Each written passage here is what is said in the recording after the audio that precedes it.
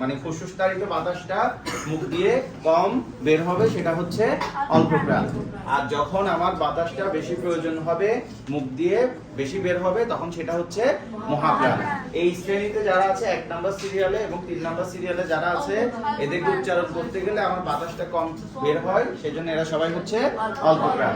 আর এই সিরিয়ালে যারা আছে তাদেরকে উচ্চারণ করতে গেলে আমার বাতাসটা বেশি বের হবে তাহলে তারা হচ্ছে যে কি মহাপ্রাণ।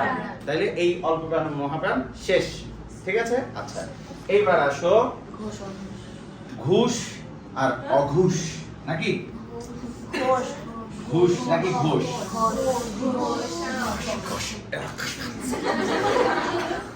একটা হচ্ছে ঘোষ আর একটা হলো অঘোষ, ঠিক আছে?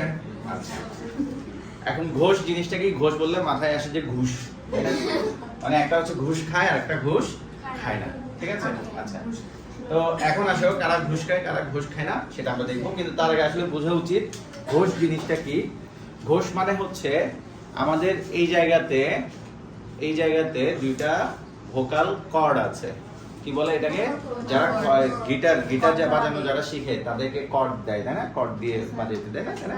আচ্ছা তাহলে হচ্ছে এইখানে দুইটা ভোকাল কর্ড আছে, হ্যাঁ এই জায়গাতে।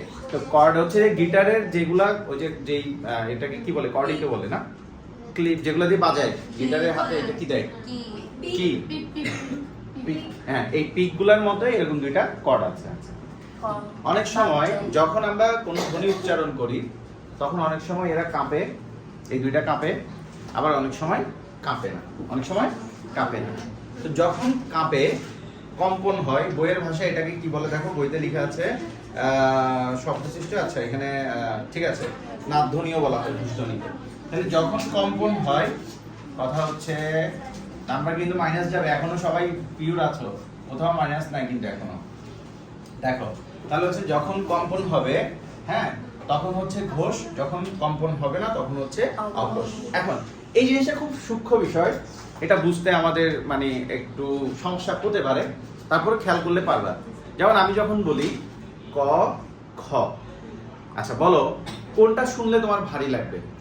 ক না, শোনো আমি বলি ক খ, আচ্ছা এটা বললাম গ ঘ, মানে ক খ শুনলে ভারী নাকি গ ঘ ভারী? গ ঘটা ভারী লাগে। কেন ভারী লাগে? তুমি যদি এখানে হাতও দাও তাহলে তোমার একটু অনুমান হবে। ক খ বললে যতটা না কাঁপে, গ ঘ বললে তার চেয়ে বেশি কাঁপে। গ ঘ, কে আবার গলা টিপি ধরি না, গলা টিপি ধরবে না, হালকা ভাবে ধরতে হবে, ঠিক আছে? মানে ক খ বললে যতটা না কম্পন সৃষ্টি হয়, আসলে ওটা কোনো কম্পন না। ক খ বলার সময় কম্পন সৃষ্টি হয় না, জাস্ট বাতাসটা যে বের হয় সেই বাতাসের প্রভাবটা অনুভব করি। আর যখন গ ঘ বলে তখন এই পুরো এরিয়াটা কাঁপে, পুরো জায়গাটা কাঁপে। এই যে পুরো জায়গাটা কম্পন হয় এটাকে বলে ঘোষ। এটাকে কি বলে? ঘোষ বলে।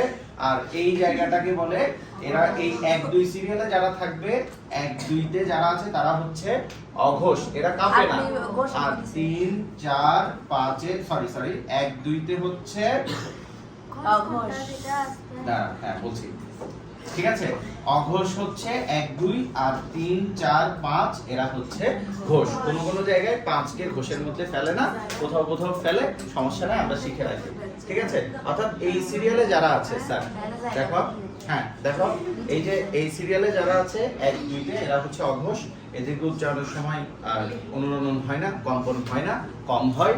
আর 3 4 5 এদেরকে উচ্চারণের সময় কম্পনটা বেশি হয়, এরা হচ্ছে ঘোষ, ঠিক আছে? বুঝছি? এখন আমাকে যদি প্রশ্ন করা হয়, ঠিক আছে, এখন আমাকে যদি প্রশ্ন করা হয় তাহলে আমি পারবো কিনা, পারা যাবে কিনা, মানে কোনটা ঘোষ কোনটা অঘোষ, ঠিক আছে? হ্যাঁ আচ্ছা একটু পরে আমরা যাব, এই চ্যাপ্টারটা আমরা একটু শেষ করে ফেলি।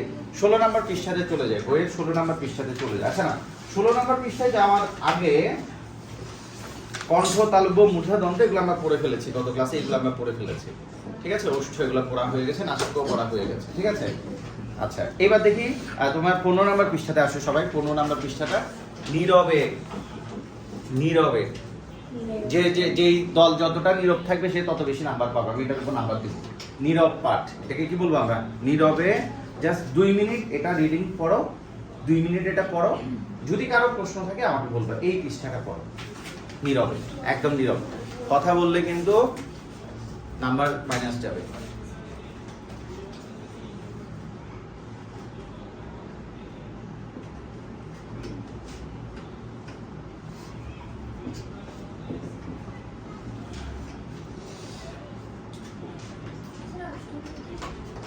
ফোন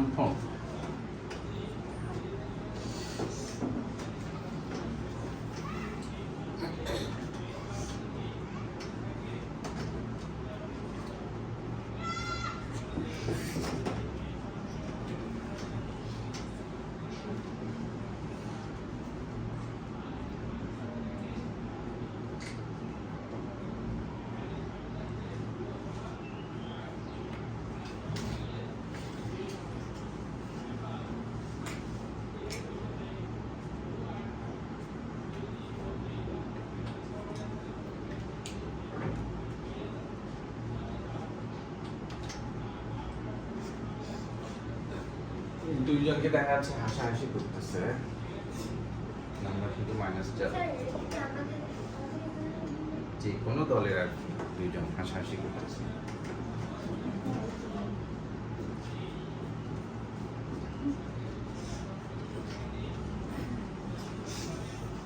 শেষ, বুঝছি। কারো প্রশ্ন আছে এখানে? আচ্ছা, তাহলে আমার পরে পৃষ্ঠায় চলে যায়, 16 নম্বর পৃষ্ঠায়। যাক, এইখানে আমরা এখানে দিলাম তোমাদেরকে 5, এখানে দিলাম 5, ঠিক আছে, 5 দিলাম।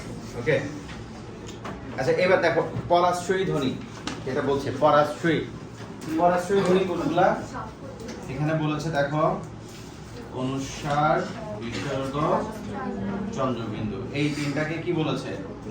পরাশ্রয়ী ধ্বনি বলেছে। অনুস্বার, বিসর্গ, চন্দ্রবিন্দু।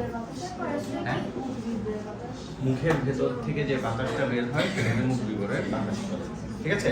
মুখ বিবর মানে কি? বিবর মানে হচ্ছে আসলে মুখের ভেতরের এটা একটা গর্ত না, হাত উঠলে তো একটা গর্তই দেখা যায়, এটাকে বলে, এই গর্তটাকে বলে বিবর, ছিদ্র বলে, গর্ত বলে। ওকে, আচ্ছা দেখো এই তিনজন, এদেরকে বলে পরাশ্রয়ী। এটা কি পরাশ্রয়ী মানে? কি পরের উপরে যে আশ্রয় করে থাকে, নির্ভর করে থাকে। তোমরা বিজ্ঞানে পড়েছো পরজীবী, তাই না? হ্যাঁ, পরের উপরে যে জীবন ধারণ করে তাকে। তো এই তিনজন হচ্ছে পরাশ্রয়ী, এদের নিজস্ব কোনো উচ্চারণ নাই, হ্যাঁ এদের নাম আছে কিন্তু উচ্চারণ নাই। আমি এটা বলছি, এটার নাম কি? এটা অনুস্বার, এটার নাম কি বিসর্গ, এটার নাম কি চন্দ্রবিন্দু, ঠিক আছে, কিন্তু এদের কোনো উচ্চারণ নাই। যেমন এটার উচ্চারণ আছে তো, এটার উচ্চারণ আছে তো, কালা। তুমি কি এভাবে বলতে পারবা?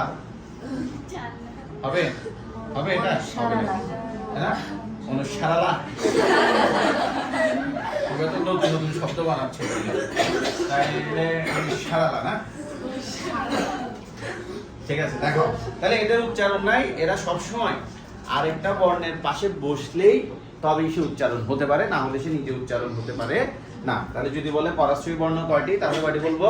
3টি। কয়টি পরাশ্রয়ী বর্ণ? কয়টি? 3টি, ঠিক আছে। পরাশ্রয়ী ধ্বনি কয়টি? 3টি। এদেরকে অযোগবহ ধ্বনিও বলে, আন্ডারলাইন করো, অযোগবহ ধ্বনিও বলে। পরাশ্রয়ী ধ্বনি বলে এদেরকে আবার কি বলে?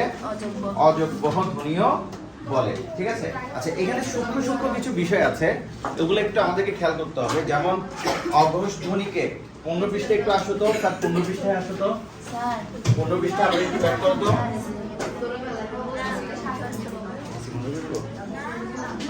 আচ্ছা একটু শোনো, ঠান্ডা লাগছে তো, আমরা একটু বন্ধ রাখি, আমাকে কথা বলতে দিতে হবে। একটু বন্ধ রাখবো, আবার একটু করে চালু করব, ঠিক আছে?